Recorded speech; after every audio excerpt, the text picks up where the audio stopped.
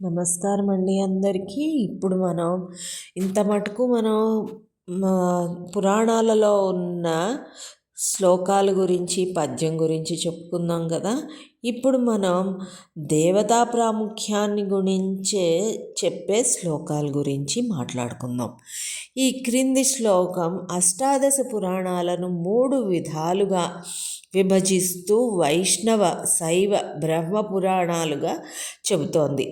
వైష్ణవం నారదీయం చ తథా భాగవతం శుభం గారుడం చ తథా పాద్మం వరాహం శుభదర్శనే సాత్వికాని పురాణాన్ని విష్ణేయాని శుభానిదై బ్రహ్మాండం బ్రహ్మవైవర్తం మార్కండేయం తదైవ చ భవిష్యం వామనం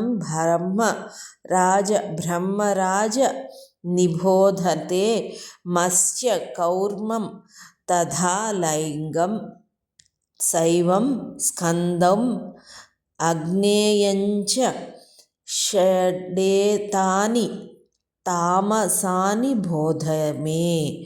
ఇలాంటిదే మరొక శ్లోకం. బ్రహ్మపాద్యం వైష్ణవంచ శైవం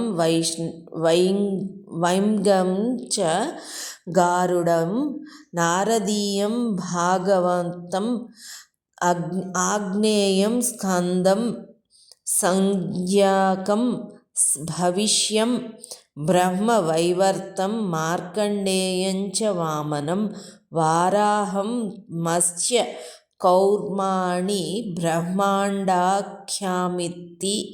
త్రిషట్. వైష్ణవ పురాణాలు అంటే సాత్విక గుణాన్ని చెప్పే పురాణాలు. బ్రహ్మ పురాణం రాజస గుణాన్ని చెప్పే పురాణాలు అన్నమాట. శైవ పురాణాలు తామస గుణాన్ని ప్రధానంగా కలిగి ఉంటాయి అని పై శ్లోకం అర్థం అన్నమాట. చూశారు కదండి, ఈ శ్లోకాలు మనకి ఎంత ముఖ్యమైనవో నాకు వచ్చినట్లు చదివాను. కొంచెం అర్థం చేసుకోండి అందరూ కూడా. నమస్తే అండి.